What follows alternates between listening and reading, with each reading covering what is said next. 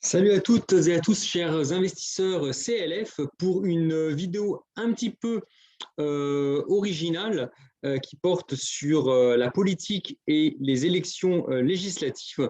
Alors, il ne s'agit pas pour moi de prendre parti, ce n'est pas du tout l'objectif de cette chaîne, mais il s'agit de vous expliquer pourquoi c'est important qu'Emmanuel Macron, dont l'élection est tout à fait clairement légitime, il a été élu au suffrage universel, il n'y a aucun problème, mais c'est important que Emmanuel Macron ait une opposition crédible et structurée en face de lui à l'Assemblée nationale. Alors, je vais vous expliquer tout ça, toujours au travers de documents, qu'il s'agit de, effectivement de partager avec vous. Donc le titre, pourquoi il est important que Emmanuel Macron ait des contre-pouvoirs à l'Assemblée. Alors, on va tenter de répondre à cette question de manière sérieuse, sans rentrer dans des débats passionnés.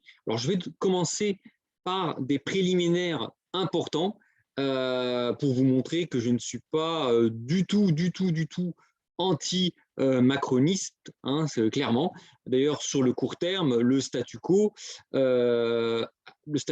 actuel me va très bien. Je vais vous expliquer pourquoi. Si Jean-Luc Mélenchon devient premier ministre, conquérir sa liberté financière deviendra beaucoup plus compliqué, beaucoup plus difficile. Pourquoi? On aura une indexation, si on regarde son programme, on aura une indexation des salaires sur l'inflation, ce qui va accélérer l'inflation. On aura des spirales de boucle prix-salaire. On aura, pour compenser évidemment, parce que ça coûte cher, effectivement d'augmenter les salaires, de faire des chèques inflation, ça va coûter cher.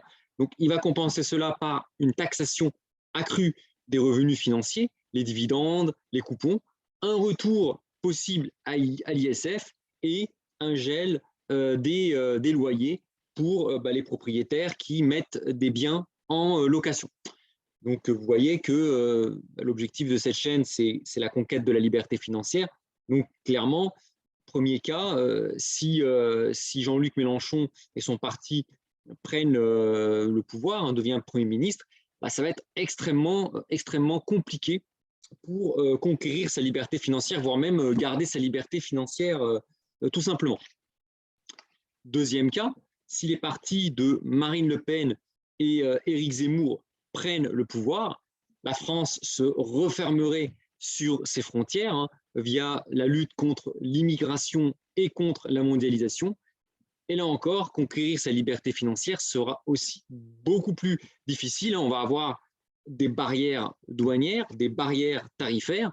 Évidemment, face à ça, il va y avoir des mesures de rétorsion qui vont être prises par les pays partenaires. On va donc avoir une hausse des prix importés, un risque de sortir de l'euro et en corollaire, une chute des actions et un risque de krach obligataire avec des mesures de contrôle d'échange à la clé. Évidemment, pour conquérir sa liberté financière, ce n'est pas du tout topissime. Et donc, sur un plan personnel, en tant que conquérant de la liberté financière, Emmanuel Macron est un très bon parti.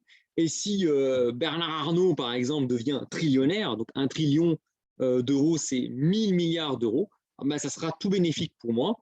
Les revenus du capital représentent, au moment où je vous parle, 100% de mes dépenses contraintes. Donc, si évidemment la bourse continue à monter et que les riches deviennent plus riches, forcément, une grosse partie de mon capital étant placé sur la bourse, sur l'immobilier, ça va augmenter. J'ai un bon capital financier avec des SCPI, mais aussi beaucoup d'actions de grands groupes du CAC 40 tel LVMH. Donc, évidemment, si Bernard Arnault devient trillionnaire parce qu'il a fait des combines aidées par cela par Emmanuel Macron, par le régime d'Emmanuel Macron qui est très favorable aux grands patrons, moi qui ai beaucoup d'actions LVMH, CAC 40, etc., j'en profiterai également. Troisième point, je suis aussi propriétaire foncier, donc évidemment, le capital, les intérêts, enfin les loyers du capital, ça me va très très bien. Et enfin, je suis issu de l'immigration, hein, de nationalité libanaise, donc arabe, et naturalisé français. Donc, clairement, voilà, si je suis devant vous aujourd'hui, ce n'est pas nécessairement voilà, pour taper sur Emmanuel Macron et faire de la publicité pour Jean-Luc Mélenchon, pour Marine Le Pen ou Éric Zemmour. Et pourtant, il est important que ces personnes-là, elles puissent avoir du poids, un gros poids à l'Assemblée nationale en fonction des voix qu'elles ont obtenues aux élections présidentielles. Il ne s'agit pas que non plus que Marine Le Pen ou Jean-Luc Mélenchon aient la majorité absolue, parce que ce n'est pas forcément l'état de l'opinion. Quand je discute autour de moi, il y a beaucoup de personnes, pas forcément des personnes qui font partie des 1% ou des 2 ou 3% les plus riches que Emmanuel Macron privilégie énormément, hein, même des gens qui font partie de la classe moyenne, qui sont clairement aussi bien anti-Jean-Luc Mélenchon que anti-Le Pen ou anti-Zemmour, qui sont pro-Macron alors qu'ils ne font pas partie des 1, 2 ou 3% les plus riches.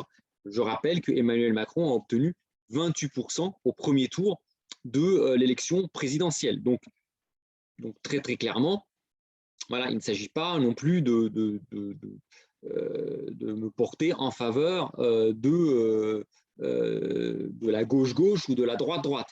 Mais c'est important, vu la situation économique et sociale actuelle, que les forces d'opposition qui ont clairement exprimé leur mécontentement vis-à-vis de la politique d'Emmanuel Macron, soit par des votes contestataires hein, qui sont allés vers Éric Zemmour, Marine Le Pen ou Jean-Luc Mélenchon, soit via l'abstention. Donc, il est important que toutes ces forces-là puissent s'exprimer à l'Assemblée nationale. Alors, si on fait un peu d'histoire, moi je m'intéresse quand même pas mal à l'histoire parce que même si l'histoire ne se répète pas, bien évidemment, il y a quand même des leçons à en tirer. Je rappelle que la Révolution française a éclaté car le peuple ne se sentait pas du tout correctement représenté par les instances dirigeantes. Donc, lorsque l'on remonte le temps en 1788, la France se trouvait dans une situation très difficile. Le roi Louis XVI convoque les États généraux pour le printemps 1789. Les États généraux, qui constituaient l'équivalent de notre Assemblée nationale actuelle, étaient composés de 3 ordres: la noblesse, le clergé, le tiers-état. Chaque ordre comptait à l'époque pour une voix, mais la noblesse représentait que 5% à peu près de la population, mais pesait 33% des suffrages. Le clergé représentait à peu près 5% de la population et pesait 33% des suffrages, et le tiers-état qui représentait plus de 90% de la population, mais il ne pesait que 33% des suffrages. Et enfin, last but not least, le roi qui avait le pouvoir absolu, on était en monarchie absolue, penchait davantage en faveur de la noblesse et du haut clergé par rapport au tiers-état. Donc que s'est-il passé hein? Les forces dirigeantes de l'Ancien Régime n'ont pas voulu faire de concessions sur leurs privilèges. Donc lorsqu'il fallait adopter des réformes et lever de nouveaux impôts, les décisions étaient toujours prises pour favoriser la noblesse et le haut clergé au détriment du tiers-état, c'est-à-dire de la grande majorité de la population de l'époque. Donc à l'époque, hein, quand la Révolution française a éclaté, le tiers-état voulait au départ peser davantage sur les décisions prises sur le plan national. En 1789, le tiers-état ne voulait pas renverser la monarchie, hein, il ne voulait pas guillotiner Louis XVI, hein, très clairement. Mais le roi Louis XVI, allié à la noblesse et au clergé, ont fait front. Que s'est-il passé? Le tiers-état s'autoproclama Assemblée nationale constituante lors du serment du jeu de paume le 20 juin 1789. Donc, l'Assemblée nationale, aujourd'hui, quand on parle d'élection législative de l'Assemblée nationale n'est rien d'autre que la descendante, l'héritière du tiers-État qui avait pris le pouvoir et s'était autoproclamée Assemblée nationale. Mais on ne s'arrête pas là. La résistance de la noblesse, du clergé et des autorités royales provoqua des émeutes dans Paris et la prise de la Bastille le 14 juillet 1789 qui marqua le début de la spirale infernale de la Révolution dont le paroxysme sera la fuite du roi qui sera arrêté à Varennes, puis la chute de la monarchie et la grande terreur avec la guillotine qui a fonctionné sans relâche entre 1793 et 1794. Donc, je rappelle évidemment, la guillotine a commencé effectivement sur le roi, l'exécution du roi, l'exécution d'une grosse partie de la haute aristocratie, mais évidemment, on a commencé à descendre dans les échelons pour finir par ce qu'on appelle la loi des suspects. Il suffisait d'être désigné suspect par son voisin, un voisin jaloux, et il fallait apporter la preuve de son innocence face au tribunal révolutionnaire. Et en l'absence de pouvoir apporter la preuve de ne pas être un conspirateur, on finissait à l'échafaud. Et beaucoup de personnes, énormément de personnes, ont fini guillotinées alors qu'elles étaient loin d'être très très riches. Donc voilà un petit peu, c'est important de voir un peu dans l'histoire comment on est parti d'une France en crise, de l'inflation très très élevée, ça peut rappeler des choses, de l'inflation très très élevée. Face à cela, on avait un pouvoir qui ne voulait rien entendre, qui quelque part, des dirigeants qui se tenaient par la barbichette, et à la fin, on a eu finalement le tiers-État et la population qui a renversé la table, et ça a été tragique parce que la révolution est devenue cannibale, c'est-à-dire qu'à la fin, les révolutionnaires s'entretuaient entre eux. On avait les Girondins contre les Montagnards, donc les Montagnards ont exécuté les Girondins qui étaient aussi des révolutionnaires, puis ensuite entre les Montagnards se sont entretués entre eux, je rappelle, entre Danton et Robespierre. Enfin, ça a été un carnage. Donc voilà, alors évidemment aujourd'hui, effectivement, on n'a plus de roi, on n'a plus une monarchie absolue, on est en république, mais on est quand même passé par une phase hyper violente. Donc la situation actuelle, si on regarde la situation actuelle, on a une Assemblée nationale qui est l'héritière du tiers-État, mais qui est peu représentative de l'état de l'opinion publique française. Donc je rappelle, Emmanuel Macron et son parti La République En Marche représentent 28% des voix, soit à peine 20% si l'on intègre les abstentionnistes. Marine Le Pen pèse 23% des voix, Jean-Luc Mélenchon pèse environ 22% des voix. Donc si l'on ajoute les réserves de voix dont dispose chacun des candidats, on arrive à peu près à un tiers des Français qui trouvent qu'il y a trop d'inégalités de richesse et que les salariés de la classe moyenne sont les dindons de la farce. Un tiers des Français trouvent qu'il y a trop d'immigration et que le mondialisme est très dangereux. Et un tiers des Français qui pensent qu'il faut davantage d'Europe, de mondialisation et de libéralisme afin de permettre aux premiers de corder de gagner plus, permettant de faire ruisseler la richesse vers les actionnaires, puis vers les cadres dirigeants, les cadres moyens et ensuite les employés et les ouvriers. Donc là, je ne suis pas en train de vous dire qui a raison, je vous dis l'état de l'opinion. Quand on regarde le premier tour, les résultats du premier tour de l'élection présidentielle, qui représente quand même une photo assez fidèle, qui est la plus actualisée de l'état de l'opinion publique, on voit qu'il y a à peu près un tiers. Donc on a un tiers donc, des Français. Alors quand on regarde maintenant l'Assemblée nationale, ici actuellement, aujourd'hui, avant les législatives qui vont avoir lieu dans une semaine, c'est assez marrant parce qu'on a un tiers des Français qui trouvent qu'il y a trop d'inégalités, qui sont plutôt pour Mélenchon, mais qui ne représentent que 10% de l'Assemblée nationale. Un tiers des Français qui trouvent qu'il y a trop d'immigration, que la mondialisation est la source de tous les malheurs de la France, mais qui représente à peine 5% à l'Assemblée.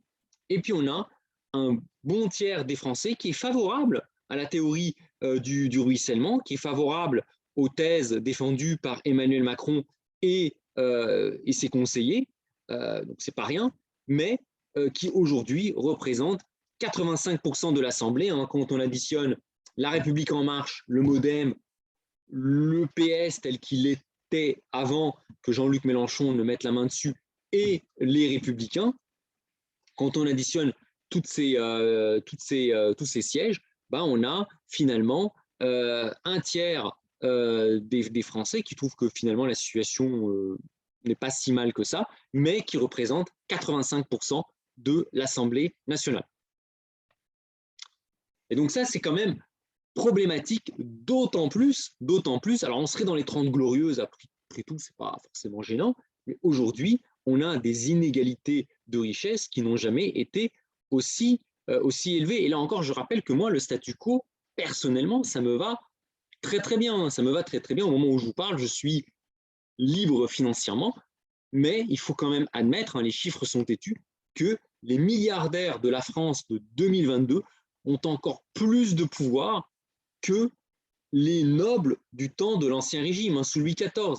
Et là, j'ai fait une petite recherche bibliographique en prenant l'exemple d'Antoine Crozat. Donc Antoine Crozat, qui était l'une des personnes les plus riches et les plus puissantes du règne de Louis XIV et de la Régence. Donc, Antoine Crozat est né en 1655 à Toulouse. Il est mort en 1738 à Paris. Il a vécu à cheval entre le règne de Louis XIV, la Régence et le début du règne de Louis XV. Donc c'est une très grande longévité, d'autant plus intéressante qu'il a commencé à travailler très jeune, à 17 ans. Il a été au cœur des affaires pendant une longue période et cruciale de notre histoire. Mais surtout, ce petit-fils d'un modeste bonnetier est devenu l'un des hommes les plus riches de son époque, tellement riche qu'il s'est retrouvé en possession de la Louisiane. C'est énorme, c'est énorme.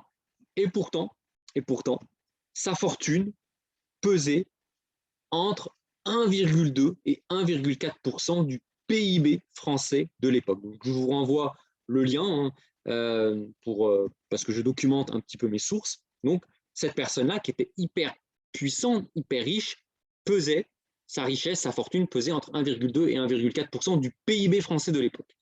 Actuellement, si l'on prend Bernard Arnault, première fortune de France, à la tête du groupe LVMH, sa fortune s'élève à environ 158 milliards d'euros. Là, vous allez sur le lien challenge. Hein. Donc, vous aurez le classement des grandes fortunes mondiales. Le PIB actuel de la France s'élève à environ 2603 milliards d'euros. Bon, vous tapez, c'est facile, hein, vous allez sur Google, vous tapez PIB France. Et là, vous faites une règle de 3. Hein. Vous prenez le PIB, la richesse de Bernard Arnault, vous la divisez par le PIB français. La fortune de Bernard Arnault pèse l'équivalent aujourd'hui de 6% du PIB français. C'est-à-dire que Bernard Arnault est beaucoup plus riche et plus puissant par rapport relativement au PIB français actuel que ne l'était Antoine Crozat, qui possédait l'équivalent de la Louisiane, ne l'était à son époque par rapport au PIB français de l'époque sous Louis XIV, qui était quand même une monarchie autoritaire et absolue. Donc ça, c'est quand même assez intéressant. Indépendamment des aspects comptables, Bernard Arnault, en plus de posséder la majorité des actions LVMH, est aussi à la tête d'un certain nombre de journaux, comme par exemple Le Parisien. Et enfin, il a pu s'acquérir les services de personnalités très puissantes au sein des renseignements généraux, par exemple Bernard Squarcini, lui permettant on va dire, d'intimider, entre guillemets, certaines personnes un peu gênantes, comme par exemple François Ruffin. Donc là, je vous renvoie au Sénat. Hein, donc c'est pas une invention de ma part. Hein. Bernard Arnault a été interviewé au Sénat et certains sénateurs lui ont posé des questions sur, disons, ses relations avec François Ruffin. Donc François Ruffin, qui était un journaliste qui avait fait un reportage qui s'appelle Merci Patron, qui était aussi à charge, hein, contre LVMH et qui aujourd'hui a rejoint la France insoumise. Et évidemment, le Sénat s'était intéressé un petit peu aux méthodes, on va dire, utilisées par Bernard Arnault pour un peu, voilà, disons, empêcher certaines personnalités gênantes de venir trop l'embêter, on va dire. Voilà. Ça, c'est actuel, hein, c'est dans la France d'aujourd'hui. Donc, on a actuellement des personnes qui sont extrêmement puissantes, qui ont une capacité à finalement à agir aussi bien sur le pouvoir politique, le pouvoir judiciaire, le pouvoir médiatique et le pouvoir financier. Donc ça c'est ce qui se passe actuellement. Donc là encore, hein, je ne suis pas ni pour ni contre, hein, c'est factuel, hein, c'est des faits. Hein. Vous allez sur Public Sénat, vous allez sur Google, vous allez sur Challenge. Enfin, il n'y a pas, voilà, il n'y a pas d'invention, on va dire, de ma part. Et là encore, je rappelle que moi, j'ai intérêt à ce que le statu quo, reste. Mais il y a quand même des faits qui sont rendus publics, et ça, une grosse partie de la population le voit, s'en rend compte. Et ça, c'est ça qui m'inquiète, c'est qu'il y a des risques que ça tourne mal. Et donc, moi, en fait, je vois deux évolutions possibles à cela. Première situation, soit à la tête de l'État, on a, donc à l'issue des législatives, on a par exemple Emmanuel Macron qui remporte la majorité absolue à l'Assemblée hein, par le jeu, parce que les législatifs en France, on a 2 tours. On a un système à 2 tours où finalement le deuxième tour, il y a des coalitions et on élimine finalement le deuxième. Donc évidemment, dans ce type de scrutin, Emmanuel Macron, qui n'a obtenu entre guillemets que 28% des voix au premier tour de la présidentielle, peut très bien se retrouver avec 60%, 70% des députés. Donc on aurait à ce moment-là un président qui protège l'intérêt des plus puissants, des 10%, on va dire, les plus riches, dont celles et ceux qui ont atteint la liberté financière. Un président qui dispose d'une Assemblée nationale avec la majorité absolue, donc finalement qui ne représente pas les citoyens, puisque Emmanuel Macron n'a pas obtenu la majorité absolue au premier tour de l'élection présidentielle, et on aurait en plus des médias acquis à sa solde et possédés par des milliardaires. Là, je vous fais une copie d'écran sur ce qu'a titré le journal Le Point, qui a finalement publié une tribune incendiaire sur Jean-Luc Mélenchon en l'accusant d'europhobie, de charlatanisme, etc. etc. L'autre, Le Pen, donc on voit bien que donc Jean-Luc Mélenchon comparé à Le Pen, donc clairement, on prend position pour finalement le seul parti qui reste, donc Emmanuel Macron. Et quand on creuse un peu, le journal Le Point, propriétaire, c'est par exemple François Pinault. On voit là encore cette collusion entre le pouvoir financier, les plus grandes fortunes, les médias, le président actuel, donc dont la légitimité ne fait aucun doute, il a été élu clairement. Mais si en plus on a une majorité, il a la majorité absolue à l'Assemblée nationale, il n'y aura quasiment plus de contre-pouvoir. Il n'y aura quasiment plus de contre-pouvoir dans un contexte de crise, d'inflation, etc., etc. Donc les forces d'opposition ne pourraient plus s'exprimer au travers de nos institutions démocratiques. Et c'est ça qui me fait peur, c'est que, tel le couvercle d'une marmite, les oppositions finiraient, à défaut de s'exprimer via l'Assemblée nationale, par manifester leur mécontentement au travers d'actions détournées, illégales et souvent, hélas, violentes. Et ça, c'est un peu ma crainte, ma grosse crainte, en fait, si jamais Emmanuel Macron obtient la majorité absolue à l'Assemblée nationale, finalement, il n'y aurait quasiment plus de contre-pouvoir et on aurait des députés finalement un peu, entre guillemets, godillots qui serait juste une chambre d'enregistrement du président de la République, lui-même fortement soutenu et financé par les grandes puissances financières. Et donc là, on partirait pour 5 ans dans ce que j'appelle une monarchie présidentielle. Alors, ce n'est pas moi qui l'ai inventé, hein, c'est un terme utilisé par Philippe Fabry. Hein, je vous envoie un lien sur YouTube sur cette vidéo qu'il a fait, voilà, qu'il a fait, je crois, sur Sud, et qui risque, sous l'effet de la crise, de connaître une fin de régime très violente avec une révolution, pourquoi pas de type 1789, hein, comme la Révolution française, ou de 1917 en Russie, voire pire, un renversement de système de type chute de la République de Weimar en 1933. Donc ça, évidemment, ce n'est pas du tout souhaitable.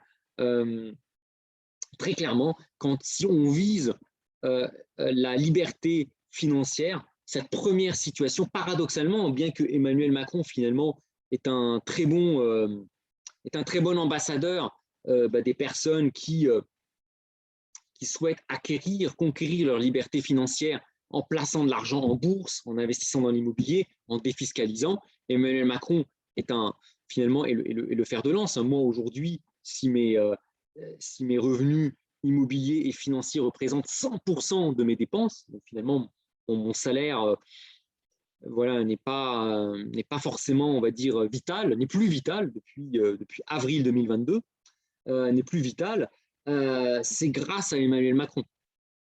Donc clairement, d'un point de vue personnel, je n'ai absolument rien contre Emmanuel Macron et contre sa politique. Mais le danger, c'est que j'ai conscience qu'il y a beaucoup de personnes qui s'estiment lésées par Emmanuel Macron, qui s'estiment flouées, et ces personnes, il faut les écouter. On peut ne pas être d'accord avec elles, mais je préfère qu'il y ait des débats voire houleux au sein d'une Assemblée nationale qui n'est pas acquise à la cause d'Emmanuel Macron et qu'on ait des débats houleux à l'Assemblée nationale avec des amendements, etc., que ça se termine dans la rue. Et là, je pense que malheureusement, dans la rue, tout le monde sera perdant. En 1789, il n'y a pas eu beaucoup de gagnants. On a eu quelques gagnants. Bon, il y a eu Napoléon Bonaparte, hein, qui est sorti grand gagnant de la Révolution française. Mais il y a eu énormément. Enfin, ça a été perdant-perdant. Le roi est tombé, la noblesse a été décapitée, le clergé, j'en parle pas, et même une grande partie du tiers-état a été, voilà, même au tiers-état, ils se sont entretués les uns aux autres, hein, les Girondins contre les Montagnards, etc.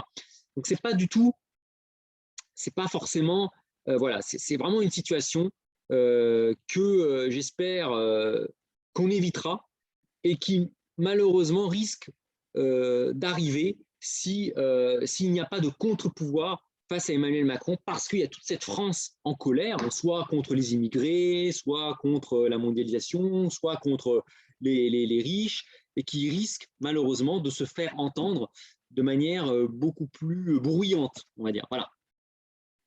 Deuxième situation, voilà, pourquoi c'est important que Emmanuel Macron il ait des contre-pouvoirs à l'Assemblée.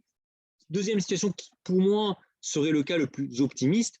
On a une Assemblée nationale qui sort et qui est composée de 40% de macronistes, 30% de mélenchonistes et 30% à peu près de lepénistes. Alors, c'est un peu un arrondi, hein, bien évidemment. Donc, en fait, une Assemblée nationale qui ressort sans majorité absolue pour Emmanuel Macron, qui se retrouve à devoir finalement composer tantôt avec la droite de Le Pen et de Zemmour, tantôt avec la gauche de Jean-Luc Mélenchon.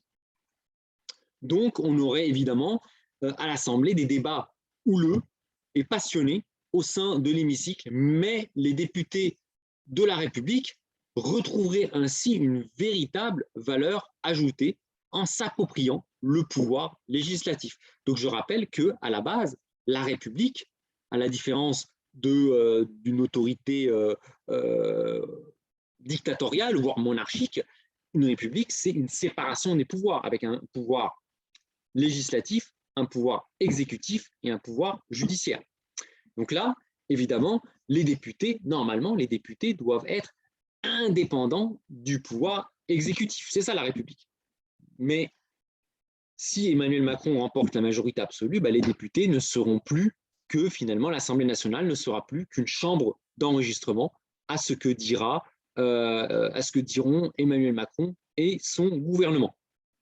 Donc, si on a finalement une Assemblée nationale équilibrée, où il y aurait même un léger avantage pour le parti d'Emmanuel Macron, mais sans qu'il puisse avoir la majorité absolue, là, pour moi, il y a un véritable espoir que l'Assemblée nationale retrouve ses lettres de noblesse en s'appropriant le pouvoir législatif.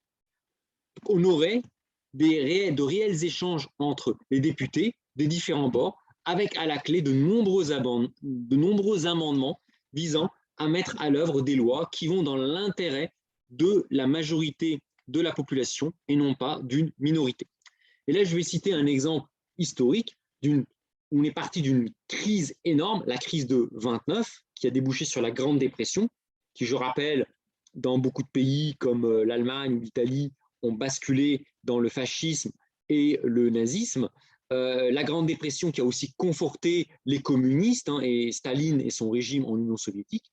Donc ça a été assez, finalement, qui a vu l'arrivée de dictatures, le renforcement de dictatures, mais il y a quand même un pays qui s'en est, pour moi, très bien sorti, qui a bien pris le taureau par les cornes, c'est Franklin Delano Roosevelt, qui a gagné la présidentielle américaine en 1932 et qui va mettre en place le New Deal. Alors, en quelques mots, c'est quoi le New Deal? C'est la mise en place d'une relance de l'économie par l'instauration de grands programmes de travaux nationaux pour redonner du travail à un grand nombre de personnes qui étaient laissées sur le carreau, la création de minima sociaux pour permettre aux plus pauvres d'avoir des conditions de vie décentes, un process de relance de l'inflation par la stimulation de la demande avec indexation des bas salaires. Je rappelle que la crise de 29 était une crise déflationniste avec une baisse des prix. Donc Franklin Roosevelt va relancer un peu l'inflation par la stimulation de la demande. Et qu'est-ce qu'il va faire pour financer cela? Il va très fortement imposer les revenus des plus aisés avec la création, écoutez bien, de tranches marginales d'imposition allant jusqu'à 90%. C'est même Jean-Luc Mélenchon ne préconise pas ça. Pourtant, Franklin Roosevelt a mis en place des tranches marginales d'imposition visant à imposer les plus riches jusqu'à quasiment 90% de leurs revenus sur les tranches, je crois, à l'époque, supérieures à 400 ou 500 000 dollars. Donc, en gros, au-dessus de 500 000 dollars de l'époque, Franklin Roosevelt prenait tout. 90%. Voilà. Et d'une régulation des loyers pour éviter que les plus modestes ne finissent à la rue. Et enfin, dernier point, je ne l'ai pas mis ici, mais je ne suis pas forcément sûr, c'est là, pour éviter évidemment que les plus riches ne partent, c'est là qu'a été mis en place l'extraterritorialité du droit et de la fiscalité américaine. C'est-à-dire que, en gros, Franklin Roosevelt a dit clairement, où que vous soyez, vous paierez l'impôt aux États-Unis. Même si vous allez faire du business, vous expatriez votre capital, votre fortune dans d'autres pays de la planète, l'impôt revient au gouvernement américain. Vous devez payer vos impôts au gouvernement américain. D'ailleurs, c'est ce que Jean-Luc Mélenchon veut faire pour éviter justement des exils fiscaux. Il veut créer une extraterritorialité de la fiscalité française, qui est quelque chose qui n'est pas forcément mauvais. Vous voyez, je suis pas, voyez, Jean-Luc Mélenchon, vous voyez, je l'ai dit en début de vidéo, c'est pas forcément le meilleur parti pour conquérir sa liberté financière, mais il y a quand même des idées qui sont intéressantes et que même Franklin Roosevelt a mis à l'époque en son temps. Donc, qu'est-ce qui s'est passé?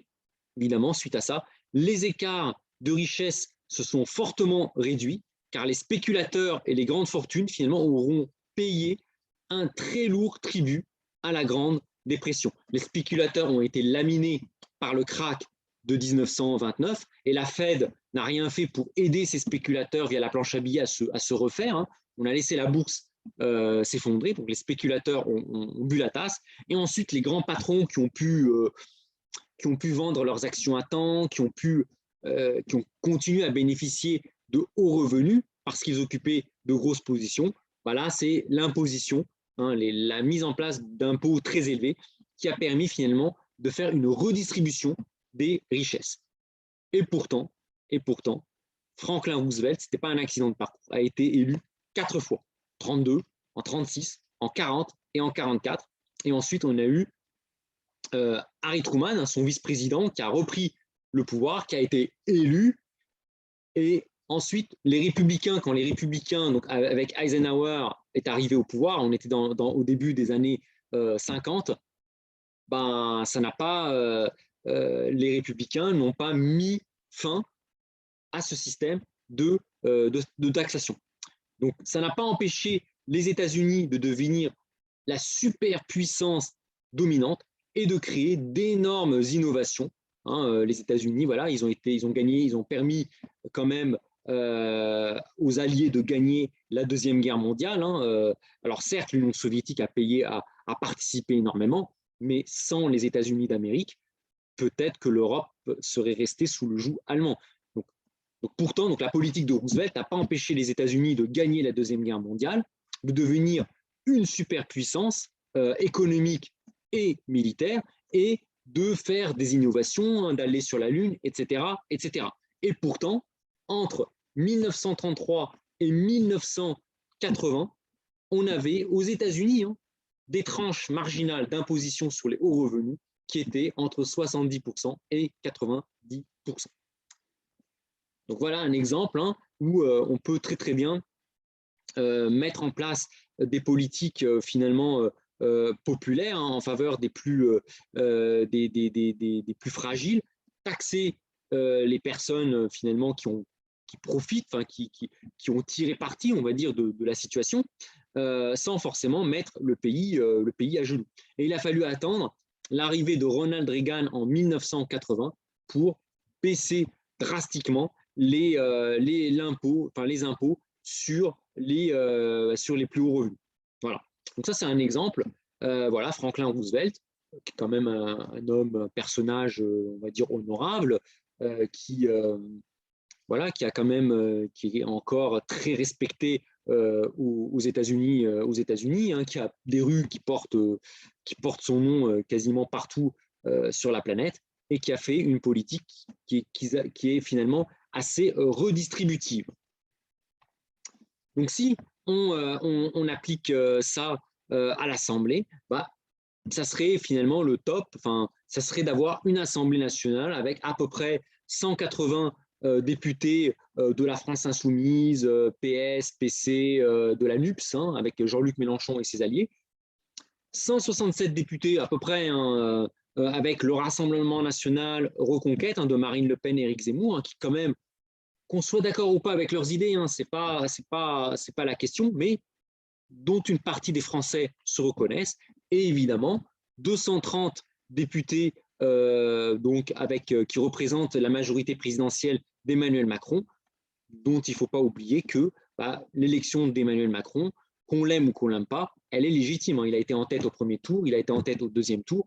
Bon, voilà. Mais avec une telle Assemblée nationale, on pourrait finalement avoir des choses assez intéressantes sur le plan législatif. Alors, je termine cette vidéo. Quelles conséquences pour vous? Qu'est-ce que moi, je vous conseille de faire? Parce que finalement, ce qui va arriver sur le plan politique, ça, on n'a pas la main dessus, hein, à part un bulletin de vote, mais sinon, ça ne dépend pas de nous. Dans tous les cas, si vos dépenses représentent plus de 80% de vos revenus salariés, moi, je vous conseille augmenter votre capacité d'épargne, soit par la réduction des dépenses, la négociation d'une augmentation de salaire, le changement d'entreprise si votre employeur n'est pas prompt à vous augmenter, ou éventuellement le changement de secteur si votre secteur est sinistré. Placez l'excédent d'épargne afin de capitaliser sur l'effet de levier du crédit, la dynamique des intérêts composés et les dispositifs fiscaux encore actuellement en vigueur. Pour combien de temps, je ne sais pas, mais qui existent encore. Formez-vous si vous avez du temps hein, pour prendre en main vos finances. Et si jamais vous n'avez pas l'envie ou n'avez pas le temps de vous former, ce que je peux comprendre, faites-vous accompagner par un conseiller en investissement financier et un conseiller en gestion de patrimoine. Premier cas.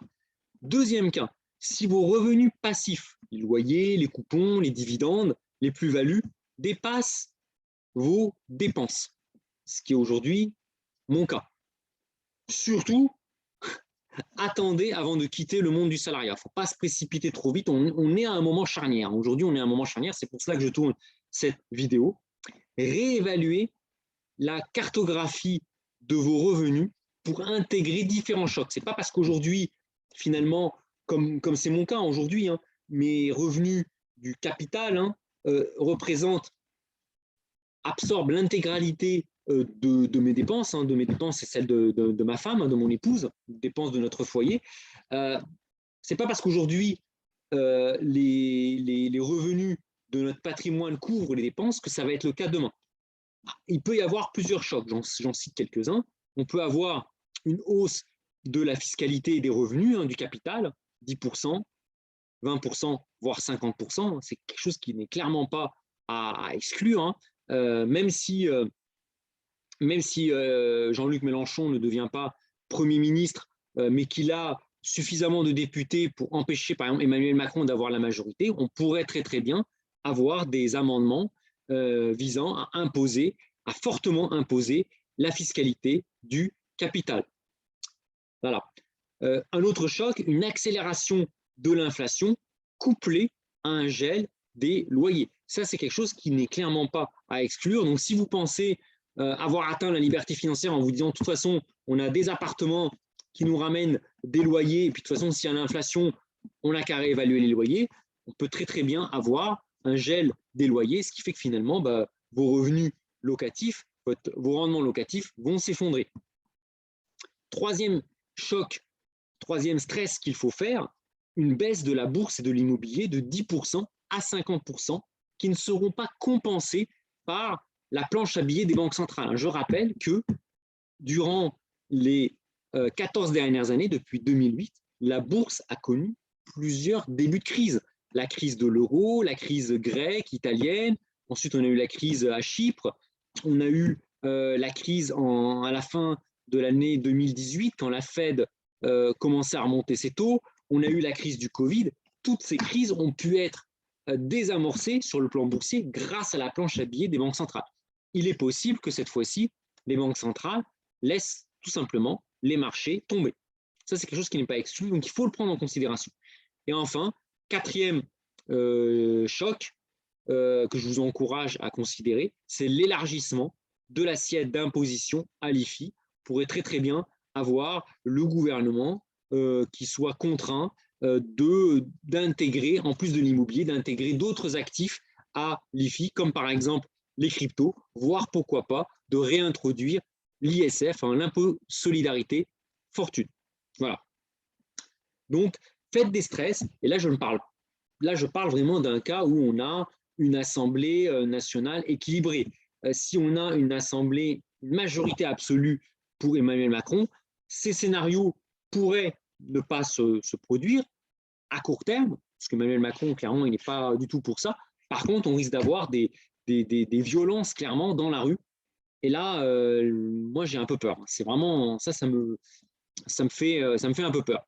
Dans tous les cas, c'est mon scénario, les plus riches vont, j'ai bien peur, devoir mettre la main au portefeuille. Et quand je parle des plus riches, je parle des personnes aussi qui ont réussi à atteindre la liberté financière. Les 10% les plus riches seront mis à contribution et risquent de perdre en pouvoir d'achat. Et les 1%, 0,1%, 0,001% ne seront pas épargnés non plus. Je ne vois pas comment, cette fois-ci, les autorités pourront venir à la rescousse des plus aisés par de la planche à billets, des réductions fiscales. Moi, je pense que là, voilà, je pense que les personnes qui ont profité à fond du système entre les niches fiscales, les intérêts composés, le levier du crédit. Je pense que ce système est arrivé, on est à bout de souffle.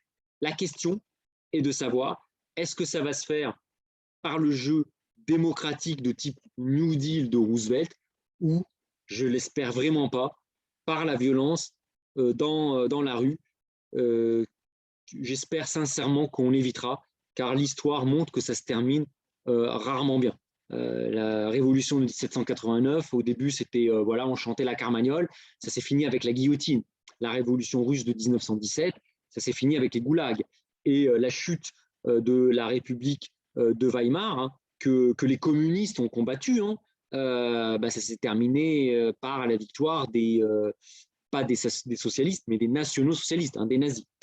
Donc voilà, donc moi clairement, j'espère qu'on n'en arrivera pas là. Alors il y a de plus en plus de personnes qui sont très pessimistes, qui pensent vraiment que ça va se terminer voilà, par des cycles de violence, hein, dont certains très sérieux, hein, que je suis, hein, comme Philippe Fabry, hein, qui ne parle pas de république, mais de monarchie présidentielle, et qui est très, très pessimiste vis-à-vis du régime actuel qui, selon lui, pourrait chuter de manière dans la douleur, voire même dans la violence. Voilà. Donc, voilà un petit peu pour cette vidéo. Voilà, donc là encore, moi, je ne suis voilà, je ne suis pas du tout un anti-Macron. Clairement, j'ai fait partie, en toute humilité, des personnes qui ont compris le système. Dès les années 2008, j'ai compris qu'on allait avoir une alliance entre les banques centrales, les gouvernements, les banques, les grandes fortunes, qui allait avoir finalement la mise en place d'un système favorable où toutes ces personnes-là vont se tenir par la barbichette. Et c'est vrai que depuis 2008, j'ai compris ça et j'ai profité pour placer mon argent voilà, en freinant certaines dépenses. Hein. Vous allez peut-être rigoler. Ça, par exemple, c'est mon téléphone actuel, c'est un iPhone 6 et tout le monde se moque de moi. Je veux dire, aujourd'hui, même des personnes finalement de la classe moyenne inférieure, quand elles me voient avec ça, elles rigolent. Parce qu'aujourd'hui, on est à l'iPhone 12. Mais voilà, moi, pareil, en voiture, j'ai une vieille Clio qui date de 2004, vous voyez.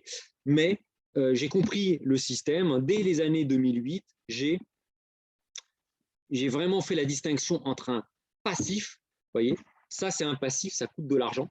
Une voiture, ça coûte de l'argent. Une montre, ça coûte de l'argent. Moi, j'ai une vieille montre voilà, qui date, là, c'est pareil, des années 2010. Hein, c'est pas une Rolex. Voilà, mais j'en suis très, très, très, très, très, très fier. Voilà. J'ai fait la distinction entre un passif en limitant au maximum l'acquisition de passifs et en maximisant l'acquisition d'actifs, hein, d'immobilier, de SCPI, d'actions, d'obligations, d'or, d'argent, de palladium, enfin de crypto.